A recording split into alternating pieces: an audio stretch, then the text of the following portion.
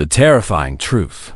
Aliens discover humanity was built for war. Ambassador Thelvex stood at the observation window of the Galactic Concorde station and watched the small human ship approach. It was an ugly thing by galactic standards. All sharp angles and thick armor plating where elegant curves should be. The vessel looked like it had been designed by someone who expected to be shot at. Which, given what Thelvex was beginning to learn about humans, was probably exactly the case. He was all by the standards of his people, the Karathi. 312 years of life had taught him patience and wisdom. He had served as ambassador to 47 different species over his long career. He had welcomed predators and prey alike into the great family of the Concorde. He had seen species that communicated through color changes and species that existed as hive minds. He had thought nothing could surprise him anymore. He had been wrong. The human ship docked with a heavy clunk that echoed through the station. Such primitive technology. Most Concorde vessels use gravitational tethering that made no sound at all.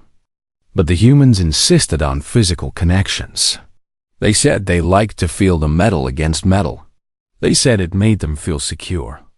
Thelvex smoothed down his ceremonial robes and prepared himself for the meeting. As the assigned shepherd to humanity, it was his duty to guide these newcomers through the complex process of joining galactic civilization. It was a role he had performed many times before. Usually it took a few years of patient teaching before a new species was ready for full membership. The Concorde had existed for over 100,000 years. It could afford to be patient with its children. The airlock opened with a hiss and 3 humans stepped through. They were smaller than Thelvex had expected. The record said they averaged around 1.7 meters in height. Compared to his own 3-meter frame, they looked almost fragile. Their leader was a female named Sarah Chun. She had dark hair and eyes that seemed to take in everything at once. There was something in those eyes that made Thelvex uncomfortable. A sharpness that reminded him of something he could not quite name. "Ambassador Thelvex," she said with a small bow. "Thank you for agreeing to meet with us. Humanity is honored by the Concorde's attention." Her voice was pleasant enough. Her words were perfectly diplomatic. But Thelvex noticed how she positioned herself as she spoke. She stood with her weight balanced on both feet. Her hands hung loose at her sides. Her 2 companions had spread out slightly, covering angles of approach. They did all of this without seeming to think about it, like it was as natural as breathing. "The honor is ours," Thelvex replied with the traditional greeting. "The Concorde welcomes all peaceful species to its embrace. We have watched your people for many years. Your journey to the stars has been most impressive." This was true.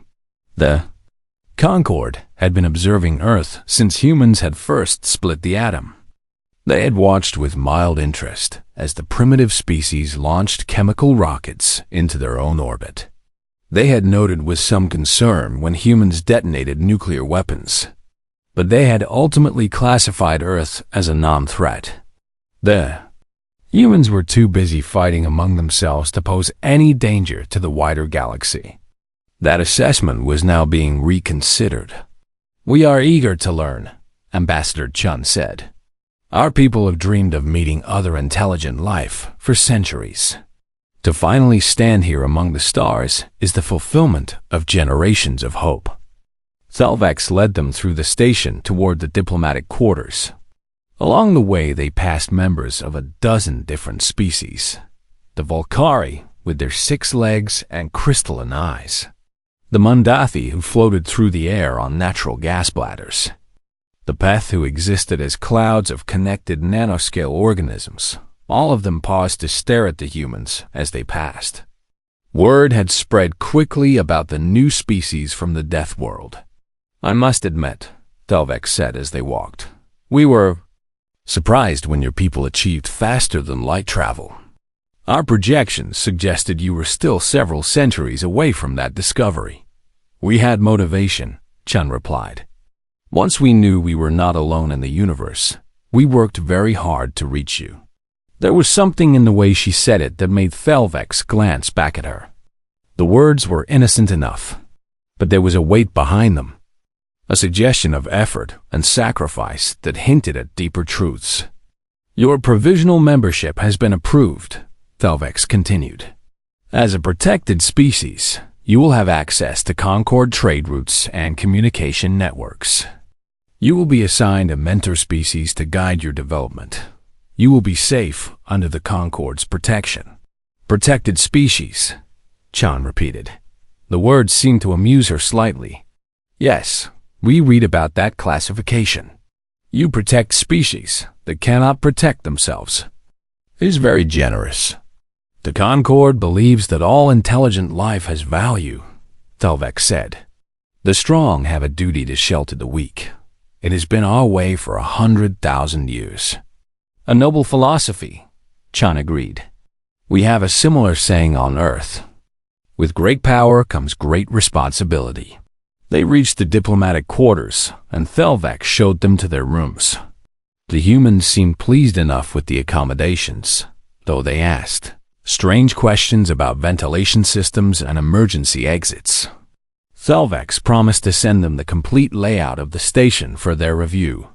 It seemed to make them more comfortable. After the humans retired for the evening, Thelvex returned to his office to complete the standard intake documentation. This was the tedious part of his job. Every new species required extensive files on their biology, history, culture, and capabilities. Most of this information had been gathered by observation probes over the years. Thelvex simply needed to review it and compile a summary for the Concord Council. He started with biology. This was usually the easiest section. Most species had straightforward physiologies that could be summarized in a few pages. Diet, reproduction, lifespan, sensory capabilities, environmental requirements. Standard categories. That applied across all known forms of intelligent life. The human file was 4,000 pages long. Thelvex blinked his large eyes and checked the document size again. There had to be some mistake. He opened the file and began to read. 3 hours later, he was still reading. His hands were shaking. His hearts were beating faster than they had in decades. He had gone back and reread several sections multiple times, convinced there must be errors in the data. There were no errors. Humans did not sleep for a single extended period like most species. They slept in cycles. They could survive on as little as 4 hours of sleep per day for extended periods. They could push themselves to stay awake for days if necessary, though it degraded their performance. What kind of evolutionary pressure produced a species that needed the ability to stay awake for days? Their bones. Their bones could break and then heal back stronger than before. The file called this remodeling. A human could break the same bone multiple times, and it would keep healing, keep getting stronger. Thelvex had never heard of such a thing. In most species, a broken bone was a catastrophic injury.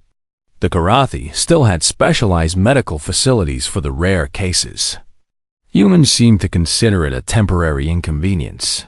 They had 2 eyes that faced forward. Classic predator configuration. But they could also process information from their peripheral vision in ways that suggested prey ancestry as well. They were adapted for both hunting and being hunted. Their world had made them ready for anything. Their blood. Their red blood cells carried oxygen throughout their body with remarkable efficiency. They could survive the loss of up to 40% of their blood volume and still remain functional. Functional. Not alive but dying. Functional. Fighting. The word kept appearing in the biological notes. The human body was optimized for continued function under catastrophic damage. They had an immune system that waged constant chemical warfare against invaders. Their bodies identified foreign organisms and developed targeted responses to destroy them. They ran fevers that would kill most species, deliberately raising their internal temperature to create hostile conditions for pathogens.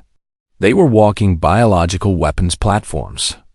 And then Thelvex got to the section on their homeworld. Earth was classified as a Category 12 death world. This was impossible. The classification scale only went to 10. Someone had added 2 additional categories specifically to describe the conditions on the human planet. The gravity was crushing. The atmosphere was corrosive with oxygen. The world was covered in a solvent so universal that humans had named it the universal solvent. They drank it. They bathed in it. They could not survive without regularly exposing themselves to it. The native life on Earth existed in a state of constant competition that made natural selection into something resembling organized warfare. Everything on that planet was trying to eat everything else. The plants had developed chemical weapons. The insects existed in numbers that defied comprehension. The large fauna had evolved armor, claws, teeth, and venom in an endless arms race that had been running for billions of years, and the humans had risen above all of it. They had domesticated the monsters. They had spread across every environment their deadly world had to offer, from frozen wastelands to burning deserts to the depths of their toxic oceans. Everywhere on Earth, humans had conquered and thrived. The council chamber of the Galactic Concord was the largest enclosed space ever constructed by intelligent beings. It hung in the void between stars, a sphere of crystalline material that could hold representatives from all 12,000 member species. Light filtered through the walls from distant suns, casting ever-shifting patterns across the gathered delegates. It was a place of majesty and ancient tradition. For 100,000 years, the great decisions of galactic civilization had been made here. Today, fewer than 100 representatives had gathered. Thelvex had requested a closed session with only the senior council members. The Concord had 12 primary species who had founded the organization in ages past. These were the eldest and wisest civilizations in known space. They had watched galaxies form and stars die. They had seen species rise and fall across millions of years. Nothing surprised them anymore, or so they believed. Thelvex stood at the central speaking platform and looked up at the curved ranks of seats rising above him. The Karathi delegation sat to his left, his own people watching with patient curiosity. The Velkari occupied a water-filled section, their crystalline forms refracting the dim light. The Mandathi floated in their atmospheric enclosure, great balloon-like beings who had evolved in the clouds of a gas giant. Each of the 12 founders was represented, each waiting to hear why Thelvex had called this emergency session. High Counselor Vethaner of the Karathi spoke first. She was ancient even by their long life standards, over 900 years old, and her voice carried the weight of centuries. Ambassador Thelvex, you have requested this session to discuss the newly arrived human species. We have reviewed their provisional membership application. Everything appears to be in order. Why do you believe an emergency session is necessary? Thelvex took a deep breath. He had spent the entire night preparing for this moment. He had organized his data, rehearsed his presentation, and tried to find the right words to convey what he had discovered. Now that the moment had arrived, he found that no words seemed adequate. High Counselor, he began, I have served as a species shepherd for 200 years. I have welcomed 47 species into the Concord. I have guided predators and prey, hive minds and individualists, beings of energy and beings of flesh. I believed I understood the full range of possibilities that intelligent life could take. He paused, gathering himself. I was wrong. Humanity is unlike anything we have ever encountered. And I believe that failing to understand this could pose an existential threat to our civilization. A murmur ran through the council. The Valkyrie representative, a being named Crystal Song in Deep Waters, leaned forward with a sound like wind chimes. Strong words, Ambassador. The humans seem peaceful enough in their application. Their technology is primitive. They have no fleet to speak of. How could they possibly threaten the Concord? They do not threaten us with violence, Thelvex said. At least, not intentionally. The threat is more subtle. It comes from what they are, from what their world made them. Please, allow me to present my findings. He activated the display system and projected the first set of data into the air above the chamber. Anatomical diagrams of the human body appeared, rotating slowly. Let us begin with biology, Thelvex said. The humans evolved on a planet they call Earth. We have classified it as a Category 12 death world. The scale only goes to 10, interrupted Counselor Methrai of the Sundathi. He was a being of living metal, his body configured in a roughly humanoid shape for ease of communication. It did, Thelvex agreed. We added 2 additional categories specifically to describe Earth. The planet has a toxic, oxygen-rich atmosphere. It is covered in dihydrogen monoxide, a universal solvent that the humans not only survive exposure to, but actually require for their continued existence. They drink it. The gravity is nearly twice the galactic average for inhabited worlds. The electromagnetic radiation from their star would be lethal to most Concord species within hours of exposure. They paused to let this sink in, and that is merely the environmental baseline. The biosphere itself exists in a state of constant lethal competition. Every organism on Earth is either killing other organisms or desperately trying to avoid being killed. The humans did not evolve in a garden. They evolved in a war zone. Thelvex pulled up the next display. Images of various Earth predators appeared. Lions, sharks, bears, crocodiles. The council members shifted uncomfortably. These are some of the apex predators that shared the human environment. Please note the natural weapons evolution has provided them. Teeth designed for tearing flesh. Claws capable of disemboweling prey. Armored hides. Venomous secretions. Now, observe the human. A human figure appeared next to the predators. No claws, no fangs. No armor. Thin skin that could be pierced by a sharp stick. The human looked pathetically vulnerable by comparison. The humans have no natural weapons, Thelvex continued. They have no armor. They are slower than most of their world's predators. They are weaker than many. By every obvious metric, they should have been prey. They should have been food for the creatures you see displayed here. He let the silence stretch. Instead, they ate the predators. They hunted them to extinction across vast swaths of their planet. They conquered every ecosystem Earth had to offer, from frozen tundra to burning deserts to the depths of their poisonous oceans. They did this without natural weapons, without armor, without any of the biological advantages that predator species typically possess. How? Asked Crystal Song in Deep Waters. How could they possibly accomplish this? Thelvex had been waiting for this question. Persistence hunting, he said. The humans are pursuit predators. They select a prey animal and follow it. They do not try to catch it immediately. They simply follow. When the prey runs, they walk. When the prey stops to rest, they keep coming. They follow their prey for hours, days if necessary. They follow until the prey collapses from exhaustion. Then they kill it. The council chamber was very quiet.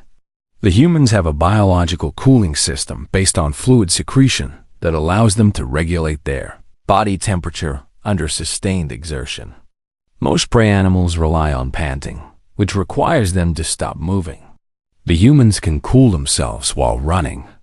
They can maintain pursuit indefinitely. Their prey cannot. Thelvex pulled up the next display. Charts showing human endurance compared to other Earth species. A human in good condition can outrun a horse over a sufficient distance. They regularly engage in recreational activities that involve running for dozens of kilometers without stopping. They consider this fun. Counselor Vethener raised a hand. This is unsettling, Ambassador, but surely not unique. Other species have evolved similar endurance capabilities. That is true, Thelvex agreed. But the humans combined their endurance with something else.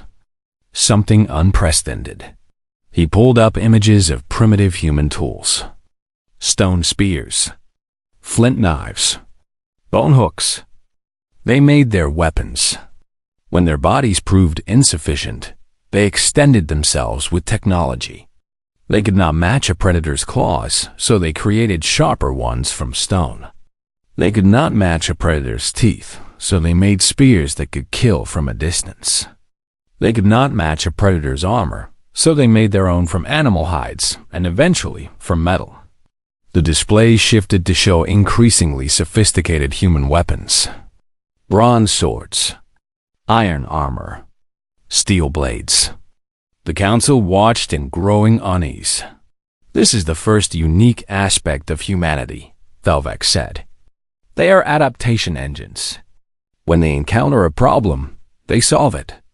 When their biology fails them, they create technology to compensate. They do not wait for evolution. They engineer their own solutions. He paused to pull up medical data. Their bodies reflect this adaptation philosophy. When a human bone breaks, it heals stronger than before. When they are injured, their bodies mount aggressive repair operations. They can lose limbs and continue fighting. They can lose up to 40% of their blood and remain conscious and functional. Their immune systems constantly adapt to new threats, remembering every pathogen they have ever encountered and developing specific countermeasures. The display showed diagrams of human immune response. White blood cells engulfing bacteria, antibodies locking onto viruses. The microscopic warfare happening constantly inside every human body. They are self-repairing weapons platforms, Thelvex said quietly. Their bodies are designed to take damage and keep functioning, to learn from every injury, to come back stronger. Counselor Methri shifted his metallic form. You speak as though they were engineered for combat. They were, Thelvex said, by the most brutal engineer known to exist, by billions of years of natural selection on a death world. Everything about their biology makes sense when you understand that they evolved in an environment where anything less would have meant extinction. He pulled up one final biological display, a chart showing adrenaline response in humans compared to other species.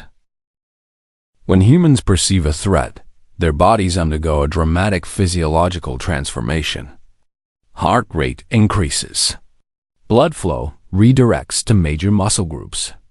Pain response diminishes. Cognitive focus narrows to the immediate threat. They call this the fight or flight response.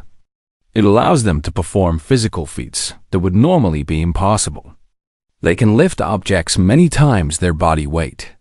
They can ignore injuries that should incapacitate. The council reconvened with a heaviness that Thelvex could feel in the air. The representatives had used the break to consult with their advisors, to review the biological data he had presented, and to try to process what they had learned. From the expressions on their faces and the tension in their bodies, Thelvex could tell that none of them had found comfort in their deliberations. Hi, Counselor Vethener called the session to order with a formal chime. Her voice, when she spoke, carried a weariness that had not been there an hour ago. Ambassador Thelvex, you may continue your presentation. The council is prepared to hear the historical data.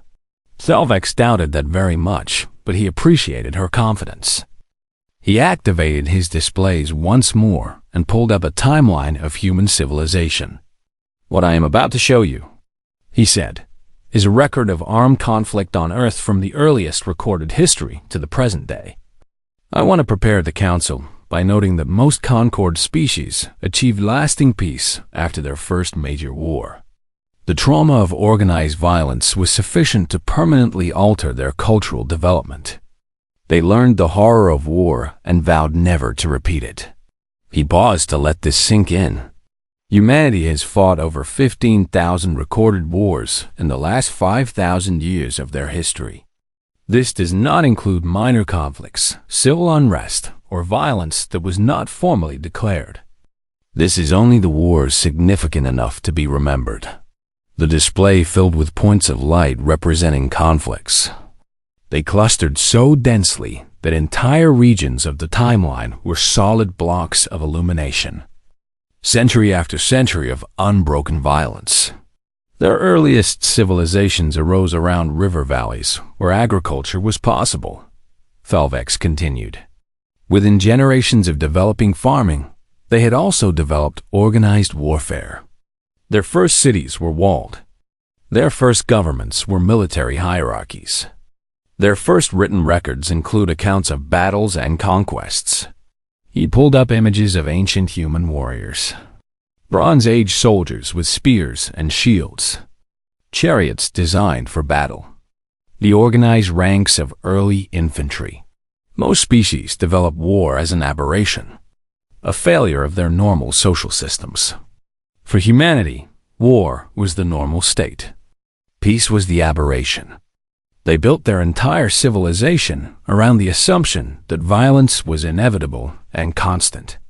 Crystal song in deep waters chimed softly. How did they survive? How did they not destroy themselves? An excellent question, Felvex said. The answer reveals something important about human nature. Despite their constant warfare, they also developed codes of conduct. Rules about how war should be fought. Protections for non-combatants. Agreements about treatment of prisoners. They created elaborate systems to limit the damage their conflicts caused. He pulled up historical documents. The Code of Hammurabi, the Geneva Conventions, treaties and agreements spanning thousands of years. They knew they could not stop fighting. So instead, they tried to make their fighting less destructive. They failed repeatedly. They broke their own rules. They committed atrocities that violated every agreement they had made. But they kept trying. They kept creating new rules and new limits, even knowing that those rules would eventually be broken. Councillor Mithrai shifted his metallic form. This suggests they wanted peace, but could not achieve it. That is one interpretation, Felvex agreed. Another interpretation is that they simply enjoyed war too much to give it up entirely. Let me show you something that supports this second view. He pulled up displays of human military culture, parades and ceremonies, medals and decorations, monuments to fallen soldiers, war memorials spanning entire cities. Humans glorify their warriors. They build monuments to those who fought and died. They tell stories of great battles and legendary fighters. Their children play games that simulate combat. Their entertainment industry produces endless simulations of war for recreational purposes. The display showed video games, movies, books, all depicting violence and conflict.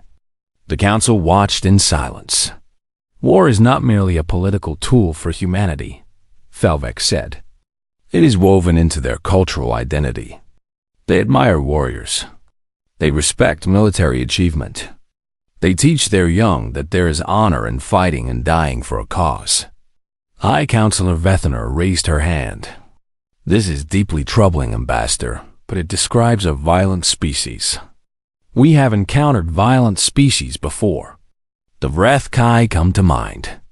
What makes humanity different?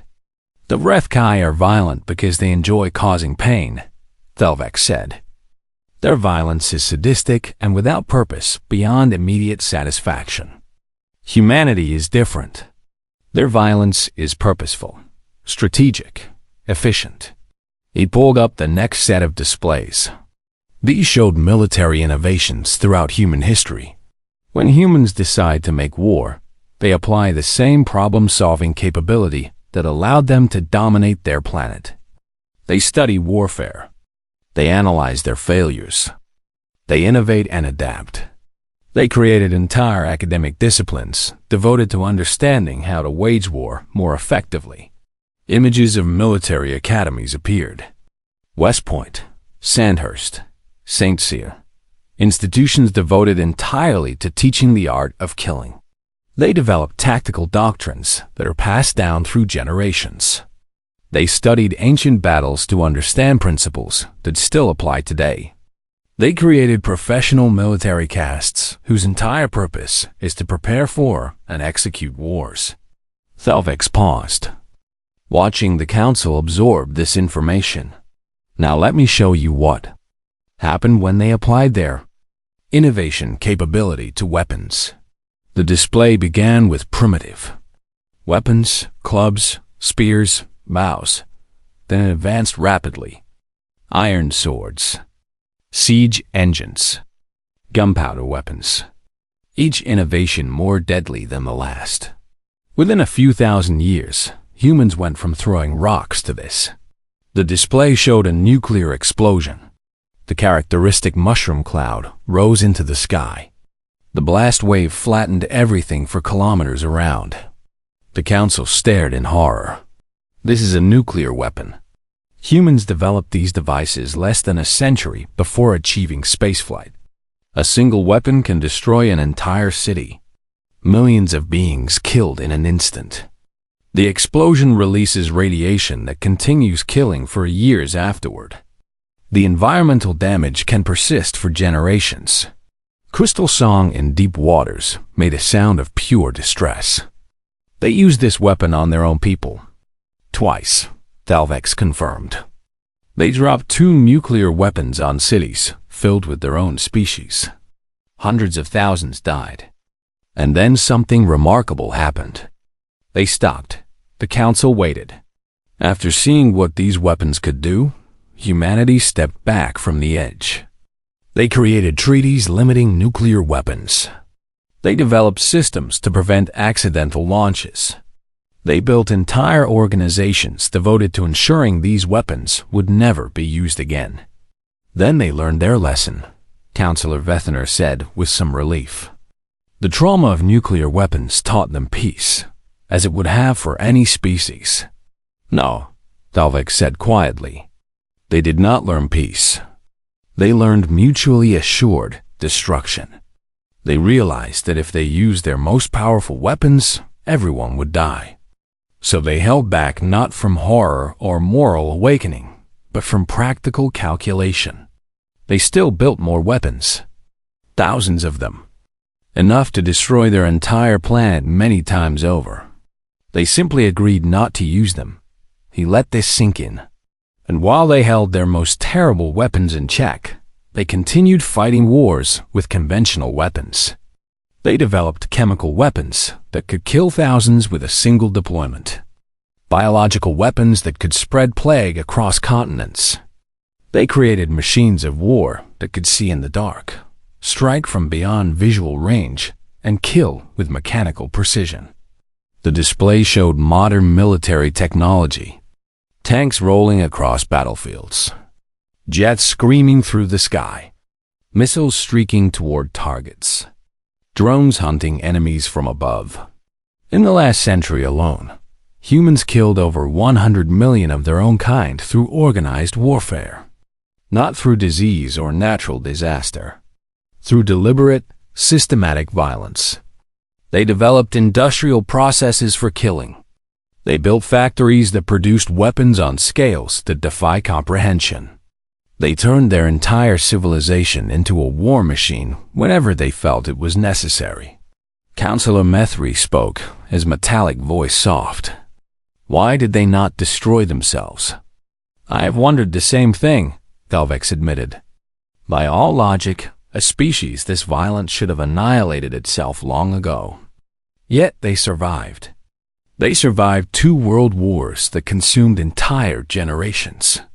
They survived decades of nuclear standoff where a single mistake could have ended their species. They survived it all. He deactivated the military displays and stood in the center of the chamber. The answer, I believe, is that they are not merely violent. They are adaptable. When violence threatened to destroy them, they found ways to contain it. When their weapons became too terrible to use, they created Cs. The council erupted into chaos the moment Thelvex finished speaking. Representatives shouted over each other in a dozen different languages. The Valkyrie delegation produced sounds like shattering crystal that indicated extreme distress. The Mundathi inflated and deflated rapidly in what Thelvex recognized as a panic response. Even Councillor Methrai, whose metallic species prided themselves on emotional stability, was shifting forms erratically. High Councillor Vethener struck the ceremonial chime repeatedly until order was restored. Her ancient face was troubled in ways Thelvex had never seen before. "We will have order," she commanded. "This is the High Council of the Galactic Concord, not a primitive assembly. We will conduct ourselves with dignity." The chamber slowly quieted, though tension hung in the air like smoke.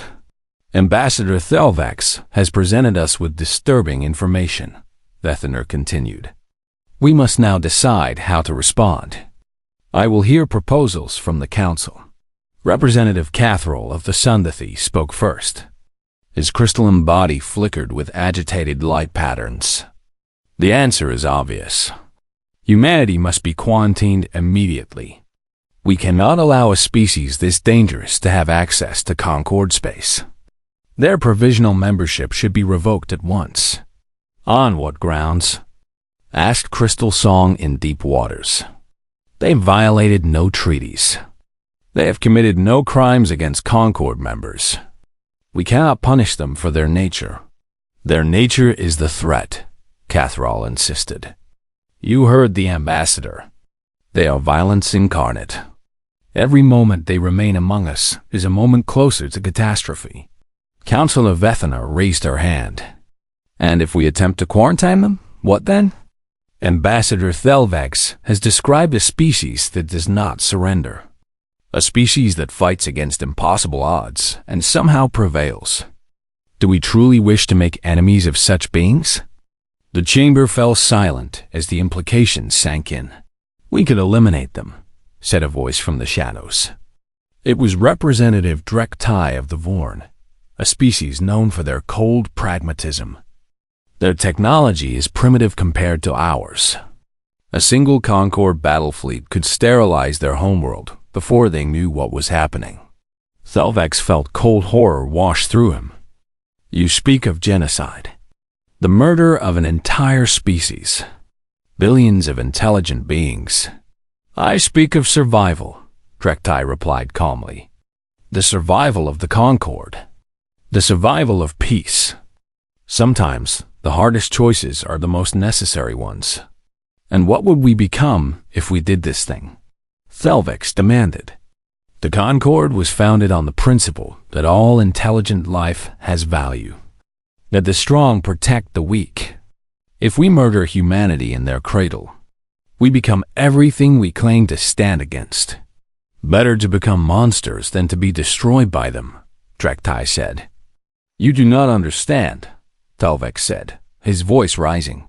"If we attack humanity, we will not be attacking a primitive species too weak to resist. We will be giving them a reason to unite. We will be giving them an enemy. And they have spent their entire existence preparing for exactly this scenario." He activated his display again, showing the nuclear arsenals of Earth. "They have weapons capable of sterilizing planets. They may be primitive by our standards, but they are not helpless. And more importantly, they learn. Every war they have ever fought has made them more effective.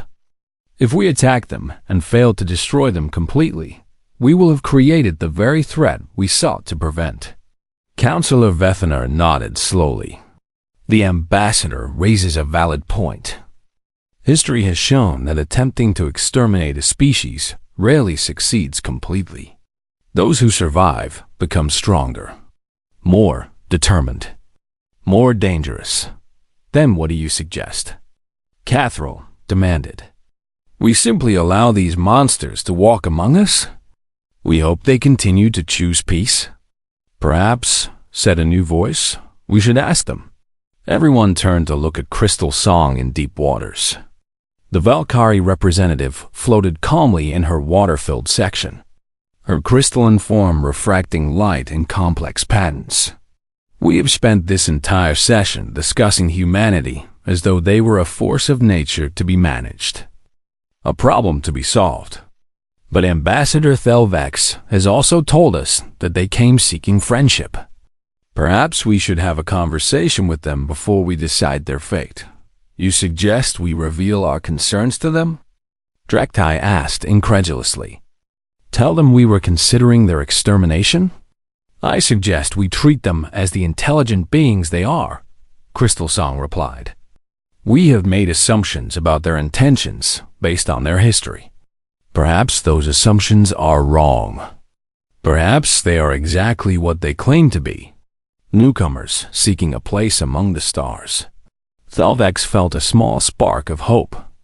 The Volcari representative speaks wisdom. I have met with the human delegation. Their ambassador seems genuine in her desire for peaceful relations. Perhaps if we explain our concerns, they will help us understand how to proceed. And if they take offense at our suspicions? Catherall asked. If they view our fear as an insult? Then we will have learned something important about their character, Crystal Song replied. Better to know now than to discover the truth later. High Counselor Vethener considered this for a long moment. I believe this is the wisest course. Ambassador Thelvex, you will arrange a meeting with the human delegation. You will present our concerns openly and honestly. You will ask them to help us understand their intentions. Thelvex bowed. It will be done, High Counselor. And Ambassador, Vethener continued, choose your words carefully. The future of the galaxy may depend on how this conversation proceeds. 2 hours later, Thelvex stood in the diplomatic reception room and watched Ambassador Chun approach. She was accompanied by the same 2 guards he had seen before, and they moved with the same careful awareness of their surroundings. But something in Chun's expression had changed. She seemed more relaxed, more confident, as though she had already anticipated this meeting. Ambassador Thelvex, she said with her small bow. Thank you for requesting this conversation. I was hoping we would have a chance to speak privately. Thelvex felt honest. He had expected to control this meeting. Instead, Chun was acting as though it had been her idea all along. Please sit, he said, gesturing to the carefully arranged seating area. May I offer you refreshment? Water would be welcome, Chun replied, settling into her chair with easy grace. Thelvex provided the water and took his own seat across from her. For a moment, they simply regarded each other in silence. Chun's dark eyes were calm and patient. She was waiting for him to begin. Ambassador Chun, Thelvex said finally, I must speak to you honestly. The High Council has reviewed extensive data on your species. What we have learned has caused considerable concern. Chun nodded as though this was exactly what she had expected. Our history of violence, our wars, our weapons. Thelvex blinked in surprise. You anticipated this? We would have been disappointed if you hadn't noticed, Chun said. Any civilization that failed to research new members wouldn't survive long. We expected you to learn about us, and we expected you to be afraid. Then you understand our dilemma, Thelvex said. How can we welcome a species with your capabilities into our peaceful civilization? How can we trust that you will not bring your violence to the stars? Chun was quiet for a moment, seeming to gather her thoughts. When she spoke, her voice was soft but certain. Let me tell you something about humanity, Ambassador. Something your files may not have captured. We are not proud of our history. We do not celebrate the wars we have fought or the millions who have died. Every conflict is a tragedy to us. Every weapon we build is a failure. We know exactly what we are capable of, and we hate that part of ourselves. She leaned forward slightly. But we also know that pretending to be something we're not would be a lie. We could have hidden our history from you. We could have presented ourselves as a peaceful species with no capacity for violence. But that would have been false. And we wanted to start our relationship with the Concord on a foundation of truth. Truth, Thelvex repeated. The truth is that you are the most violent species we have ever encountered. Yes, Chen agreed. And the truth is also that we have spent the last several decades actively trying to become better. We created international organizations devoted to preventing war. We developed systems for peaceful resolution of disputes. We taught our children that violence is a last resort, not a first option. We are not what we were. Yet you still build weapons, Thelvex pointed out. Because we have not forgotten what we are capable of, Chun said. We maintain our weapons as a reminder, as a deterrent, as a last line of defense against those who would threaten what we love. We hope never to use them again, but we will not pretend we cannot. Thelvex studied her face. He saw no deception there, no hidden agenda, only a weariness that spoke of long experience with difficult truths. Ambassador Chun, I must ask you directly. What are humanity's intentions toward the Concord? Chun smiled slightly. It was a sad smile, Thelvex thought. The smile of someone who had answered this question many times before. We want to belong somewhere, she said simply. We've been alone on our world for all of our history, fighting among ourselves because there was no one else. When we learned that we were not alone in the universe, something changed in us. We realized that the divisions that had driven our conflicts were meaningless compared to what we all share as humans. She paused. Her eyes dilated. Alarms screamed through the Concord station like the cries of wounded animals. Emergency lights bathed the corridors in harsh red. Thelvex watched as Ambassador Chun's demeanor transformed in an instant. The warmth in her eyes vanished. Her body shifted into a stance he now recognized as combat readiness. The two guards behind her had already moved to flank positions, their hands reaching for weapons concealed beneath their formal clothing. What is happening? Chun asked. Her voice was calm and controlled, utterly devoid of fear. Thelvex checked his communication device. Vrethkai Raiders. A fleet of 12 ships has jumped into the system. They are approaching the station. Vrethkai, Chun repeated. Tell me about them. They are predators, slavers and pirates who prey on Concord's shipping lanes. They raid stations like this one to take hostages for ransom.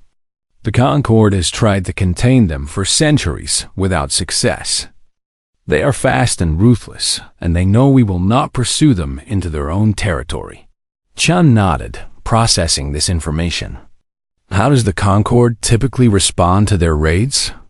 Thelvex felt a familiar shame. We negotiate. We pay ransoms. We accept casualties as the cost of avoiding larger conflict. The Vrethkai know this. They have been growing bolder with each raid. And your defensive capabilities?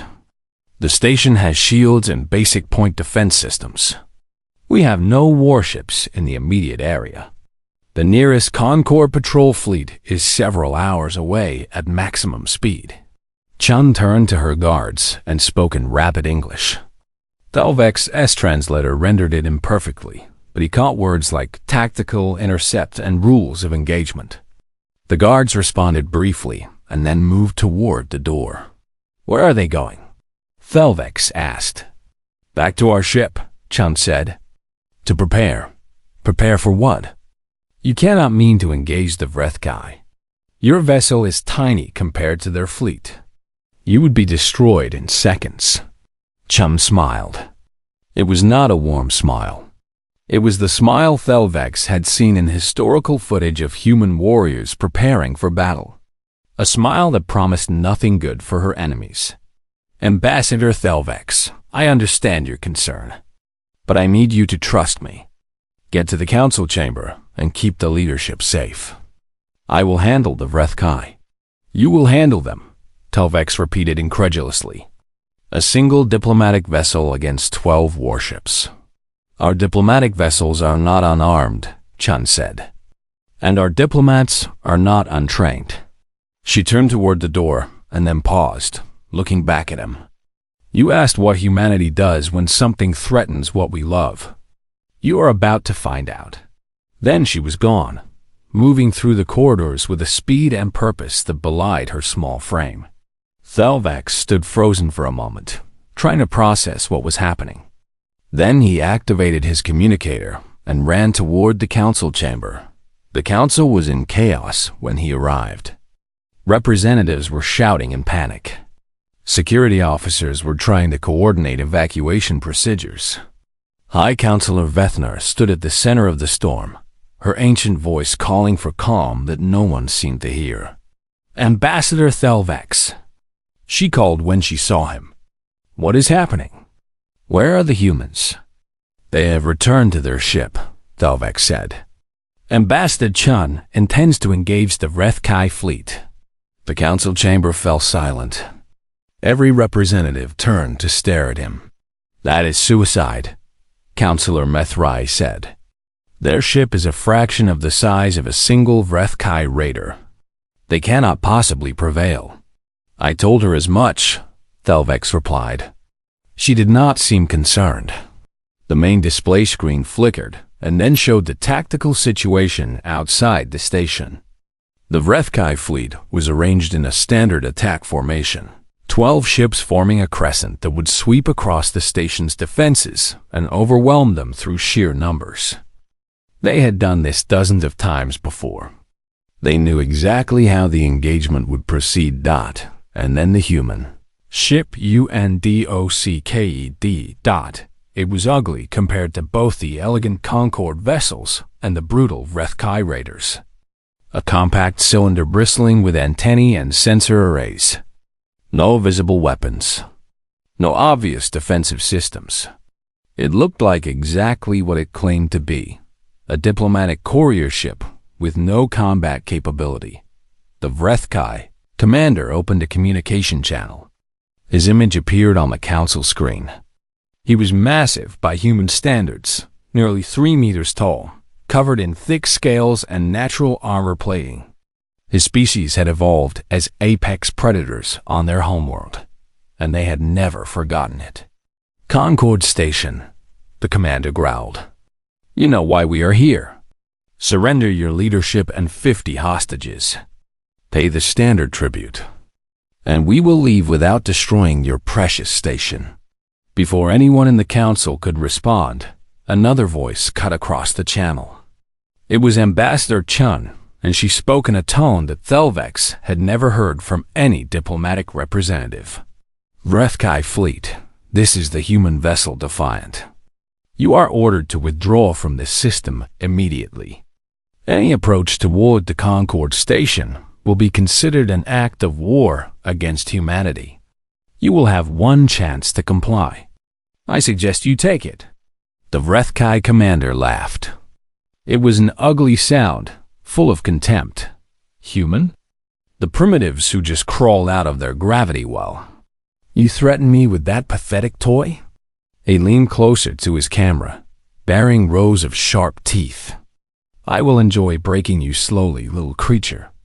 Your species will learn to fear the Vreth-Kai name. Chun's voice remained perfectly calm. You have been warned. Defiant out. The communication channel closed. On the tactical display, the human ship began moving toward the Vreth-Kai fleet. It was absurdly small against the 12 massive raiders. An insect challenging a pack of predators. This is madness, Counselor Cathral breathed. They will be annihilated. Thelvax watched the display, his heart's pounding.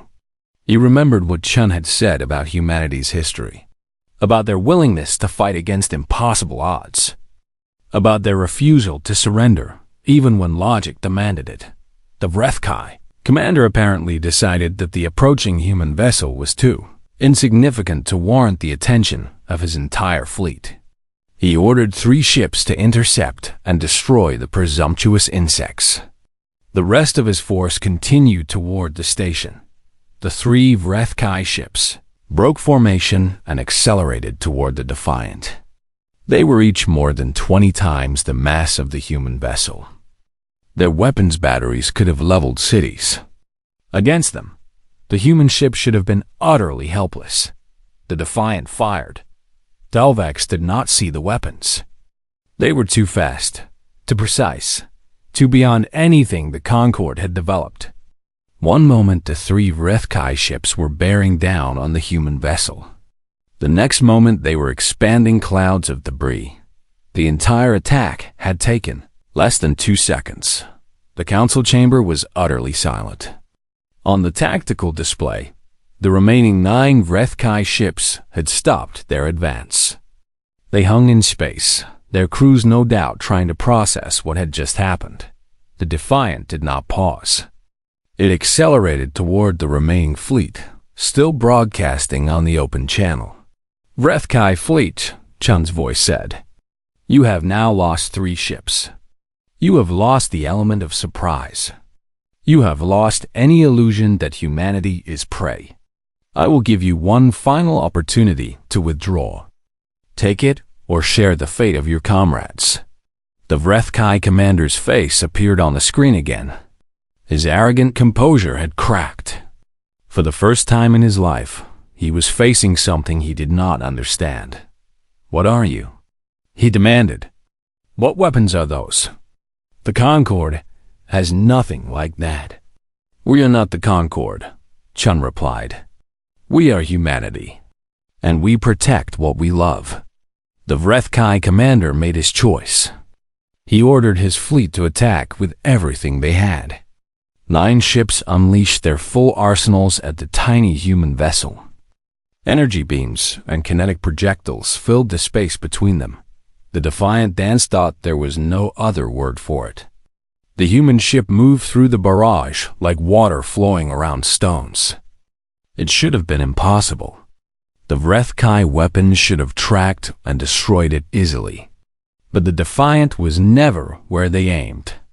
It slipped and spun and twisted through the killing zone, and all the while it kept firing. One by one, the HFY ships died. They were not merely disabled. They were obliterated. The human weapons cut through their armor like it was paper. Their shields flashed and failed instantly. Their crews had no time to escape, no time to surrender, no time to even understand what was killing them in 3 minutes. It was over. The Defiant hung alone in space, surrounded by the expanding debris fields of 12 destroyed raiders. It had not taken a single hit. Not one HFY weapon had touched it. The communication channel opened one final time. Chun's face appeared on the council screen. She looked exactly as she had when she left the diplomatic meeting. Calm, professional, perhaps a little tired. Concorde Council, she said. The HFY threat has been neutralized. I apologize for acting without permission, but there was no time to consult. Humanity has a policy regarding threats to those under our protection. We do not.